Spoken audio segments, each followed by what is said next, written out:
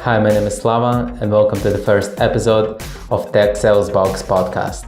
In each episode, it is my job to interview the world-class sales leaders and to tease out of them how they think and what makes them successful. We talk about sales tools, sales tactics, sales methods, and it will help you to generate and close more leads. In this podcast, I spoke with Tukan. Tukan is a CEO of LeadSift. They are an information company at the core and can help any organization doing outbound sales to find more leads and engage them in a meaningful manner. We talk about how you can differentiate fake from bullshit, how to be more authentic, and how to lead through inspiration. And of course, we touch on how you can use LeadSift to sell more.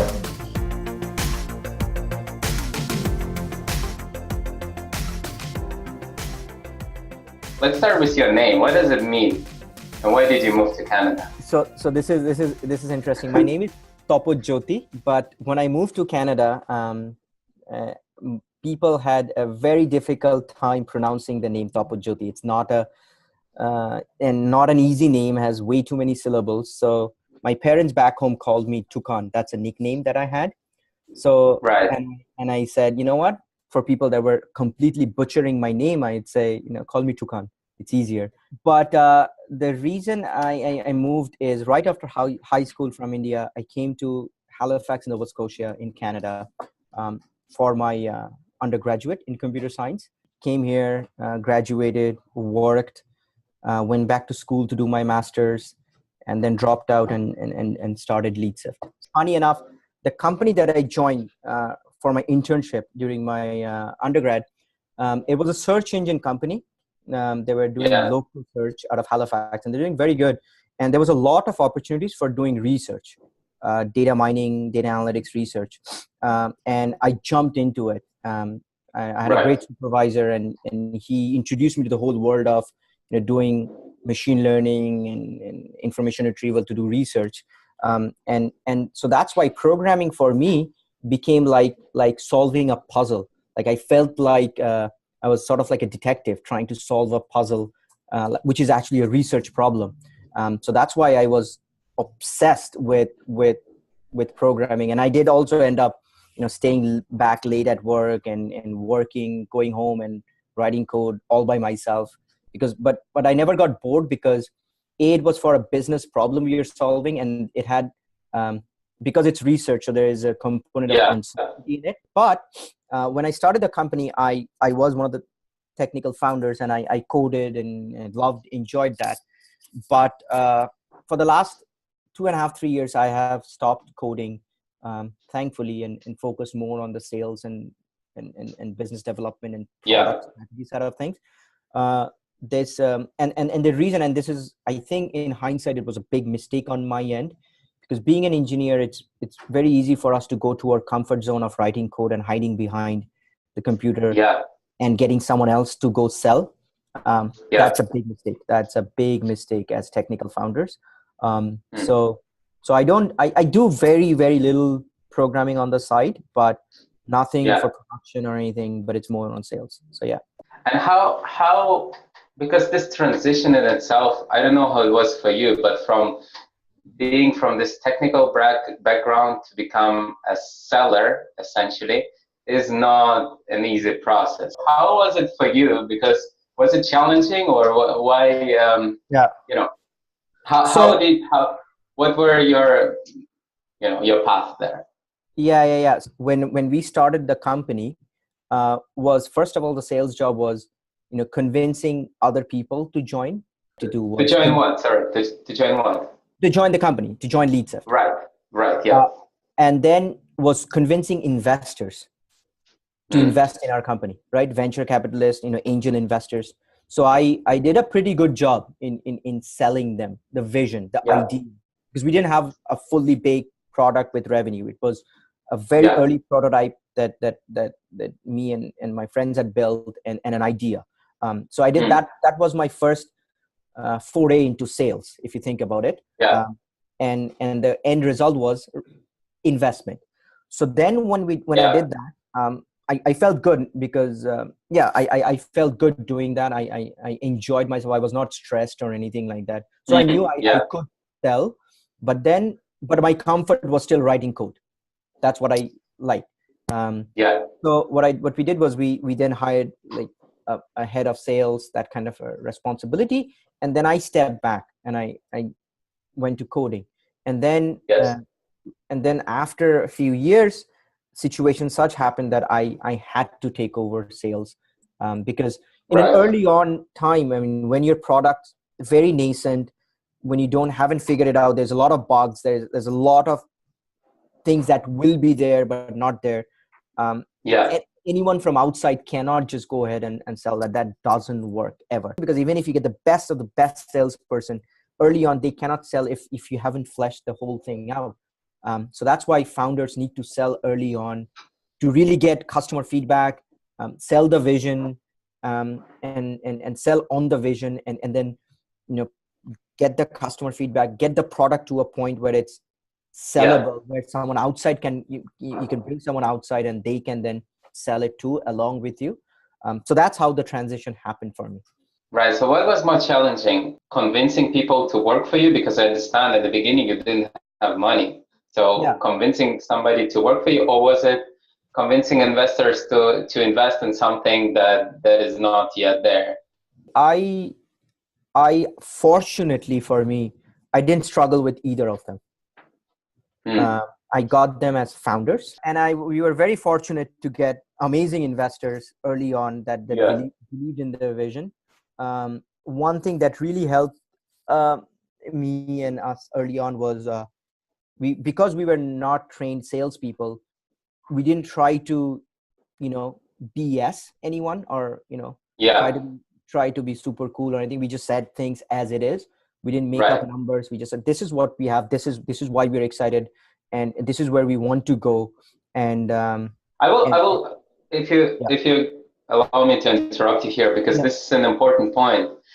You were basically authentic, because many people, I have to learn to be authentic, and even now it's constant struggle. Like, am I authentic now? And it's like there is something inside of each of us, I believe, like the bullshit inside of us. Oh yeah. Right. So it's and sometimes if you don't pay attention, it comes up. So so 100%. How could you maintain this authenticity, and how do you still maintain it?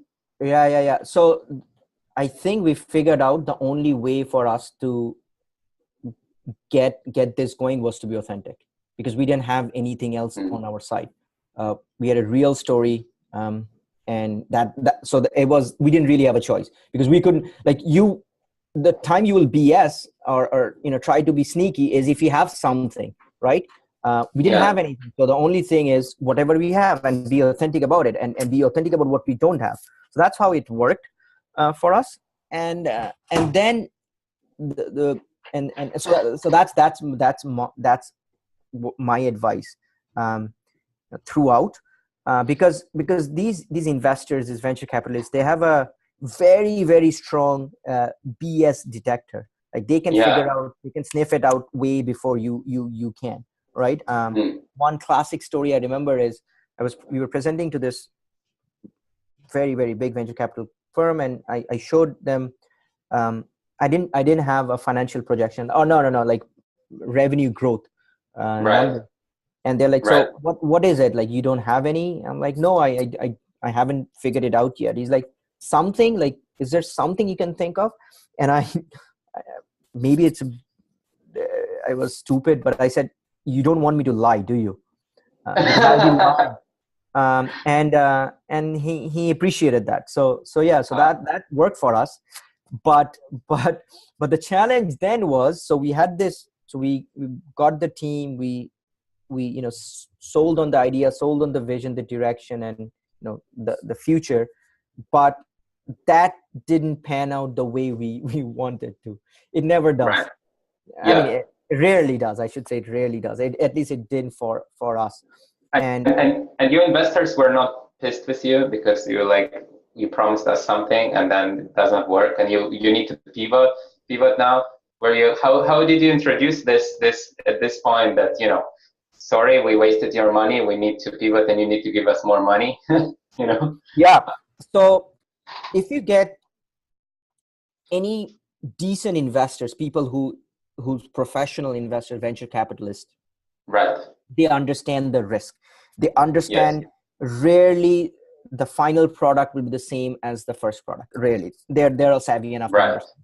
So if I come to them and say, hey, I'm pivoting, they are not scared. They would say, why? And you say, Yeah. because of this and this. So we had a few different pivots in the last 3 years. Yeah, every time we had a reason. Once the first pivot, the reason, there was a theory which was good, but it didn't pan out. And then there was another slight pivot. The reason was good, didn't pan out. And the third was we really didn't have a choice. Right. We had to try something different, and we did that. And that's what we are focusing on right now. That's what we've been doing for the last 2 years. It's been going great. Interesting. This is the good way to go to your product. Like, can you tell me what is no choice? It feels to me like you always have a choice. So I do believe you always have one last move left. I do believe that, but Right. but there will be a point when you go and say there isn't a last move, like shut it down. But So why? Can you explain that? yeah, I mean, the main thing that I would say is, if you, as the founder of the company, if you do not fundamentally believe yourself that there is a way out, if you're not passionate about it and you're just dragging it because, hey, it looks bad to have a failed startup, then there is Right. no way out. You're just lying to yourself. Right. If you believe in it yourself, your team is driving, the music is playing, you have a pretty decent chance of making it. So Right. yeah, that's how I look at it. Why did you believe, and why you still believe, and is there like for me it goes sometimes down and up. How do you work on that to maintain the belief in your company, and how do you do it? Or is it something that comes easy? No, it doesn't. It doesn't. And I think every founder of every company is always paranoid, right? There is definitely these curves that go up and down. So what I try to help myself get out of the rut is celebrating small wins. It sounds cliche, but it's so damn true. Is on the dark days, and there are a lot of dark days that happens in between, is even a small win. Sometimes you overlook it. You're like, yeah, that's normal. That's to be expected. You gotta appreciate it. A small win does not necessarily need to be a client signing a $10,000 contract. A small win can be booking a meeting with a great client, or having an amazing sales call. A small win can be a customer sending an email saying, thanks to you, we just hit our best quarter. That small line is a small win. So is acknowledging it, cherishing it, and celebrating it with the team. That helps tremendously.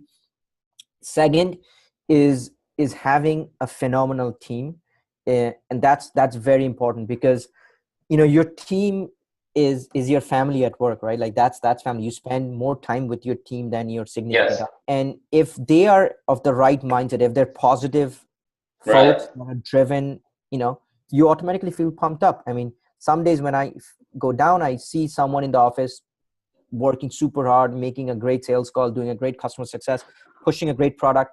I automatically feel pumped up. I'm like, yeah, these guys are going hard. I can't even afford to not have the belief. And the third thing is, sometimes you got to fake it. To give you an example, are super stressed about something. You do have to put up a very positive face, right? And say everything's normal, keep marching on. Actually, I'll give you an example. I read this example or quote someone mentioned before. Is, so let's say a ship is sinking, right? And if the captain just yells out on the PA saying, "Hey guys, ship's sinking, we're gonna die, adios," right? Versus if the captain goes, "You know what? Ship's sinking, but let me go make my coffee, pretend everything's normal. and just hold the steering, there is a possibility that they might get out of that sinking situation.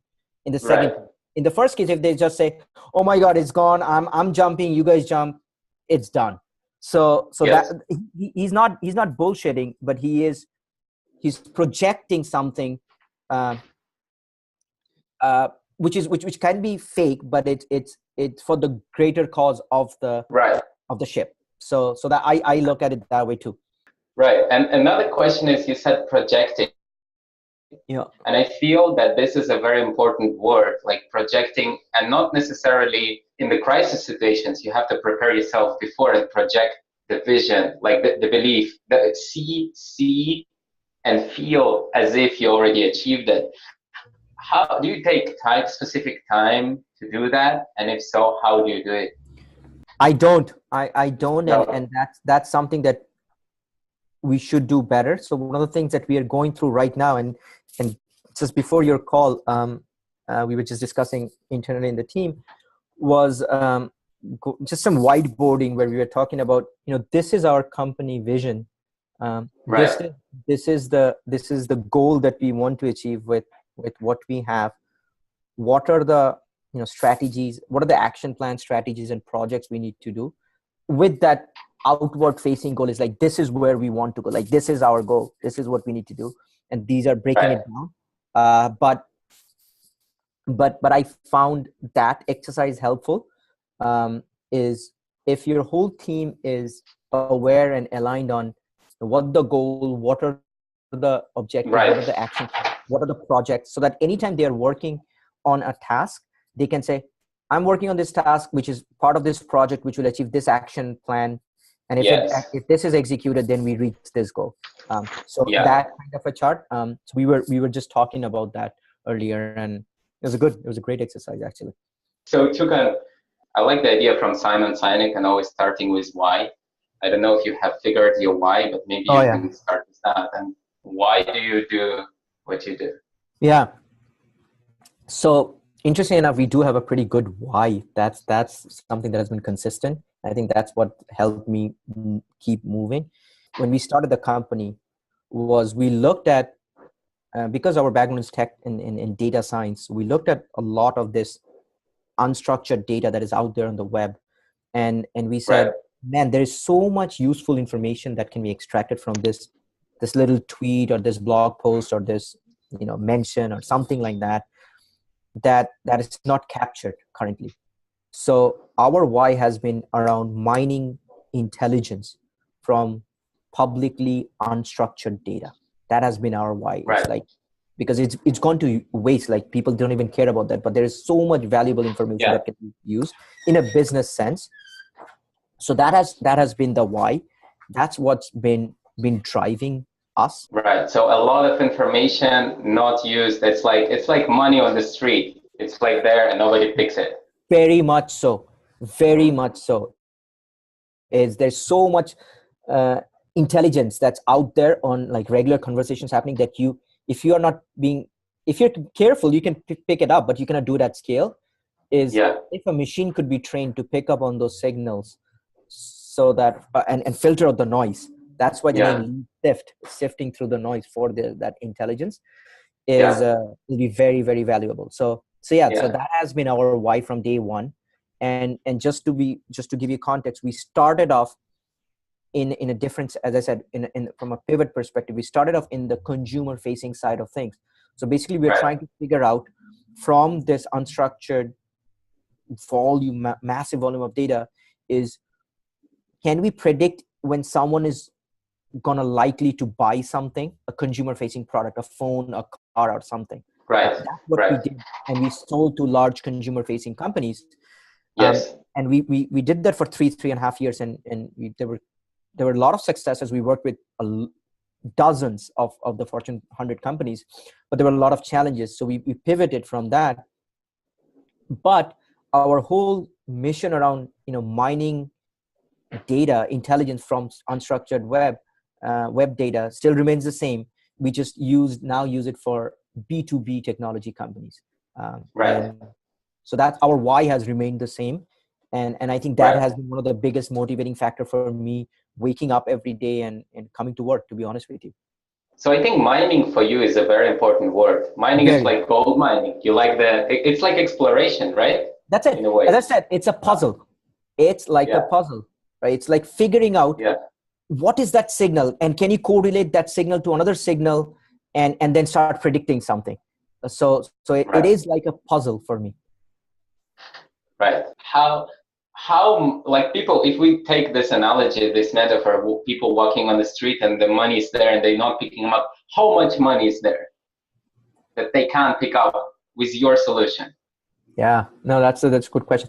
And to be honest with you, I don't think there is a number. I cannot quantify that, how many opportunities are there.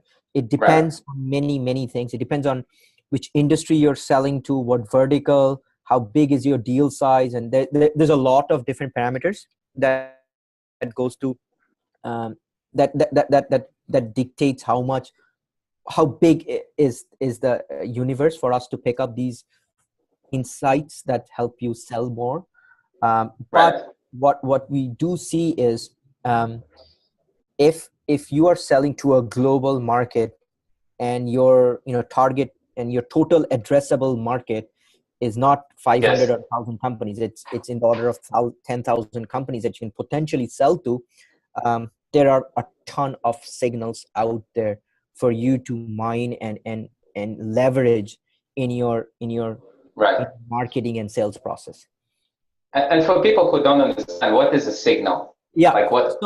So no, that's I should describe a little bit more. So a signal for us can be one of many different things. It could be someone asking a question about your top competitor on a public forum. That could be a signal. A signal could be someone talking to the head of sales at your top competitor. A signal could be someone researching about your industry, like a hot topic on your industry. A signal could be someone attending an event in your industry. A signal could be someone writing a negative review about your competitor or your industry. Yes. There could be a bunch of different signals. So we look at all of those different things, and these are just a finite set of them, but you look at all these different things and then try to map it to the person and the company and say, is this a good enough signal? Is this by the right person? And if it is, then that signal contributes to you knowing this is the company or this is the person that I should now try to work with. So it's like the book 1984. Now we can actually hear what people say, and you should listen. Oh, the George Orwell book? Yeah. So it's the good thing is it's only from public web data, so we don't.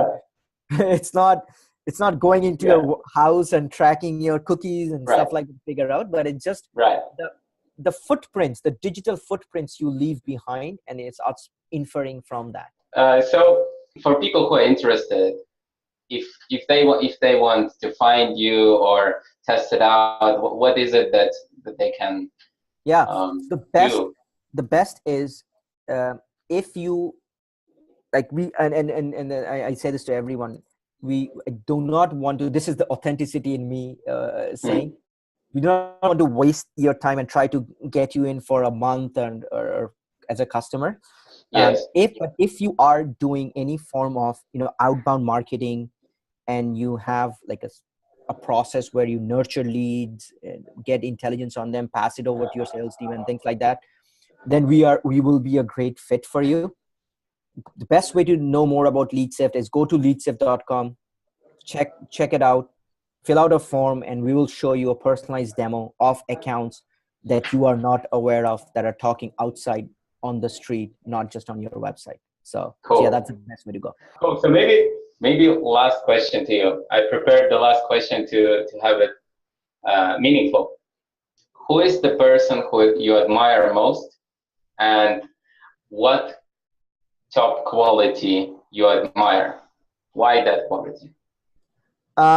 So this will be there are quite a few people that I admire. There's a lot. Like I'm a pretty huge fanboy of a lot of good entrepreneurs and stuff like that. But the person that has influenced me the most, and I really, really admire and I follow his advice, is his name is called Randy Pausch. Okay. He was a professor at Carnegie Mellon, and he died at 48 years old out of pancreatic cancer. And what the reason I know of him is he did a lecture. It's called The Last Lecture. It's very popular on YouTube, and where he talked about, basically the topic was, if you had one lecture to give before you die, what would that lecture be? And he basically talked about all the things, life lessons, and and I have never been moved more than that 1 hour video. And I have the book too. He has a book, than Randy. So I think he is the person that I look up to most for his tenacity, even at the face of death. The courage and the strength that he showed is unbelievable. So, and there are so many great life lessons in that 1 hour lecture. I cannot recommend it enough. So yeah, so it's available online, right? People can. Oh yeah. Last lecture, Randy Pausch. Randy Pausch. Yeah. And I will try to find it and put it in the comments. Please do look that up. And in that lecture, there are many great quotes. One of the best quote in that lecture, and he starts off by saying, is, "You cannot change the cards you are dealt, just how you play the hand." So yeah, so that's who I. Thank you for sharing that. No worries, man. Thanks, Tukan, and awesome. We keep in touch. Awesome, man. Thanks. Take care. Bye-bye. Bye now.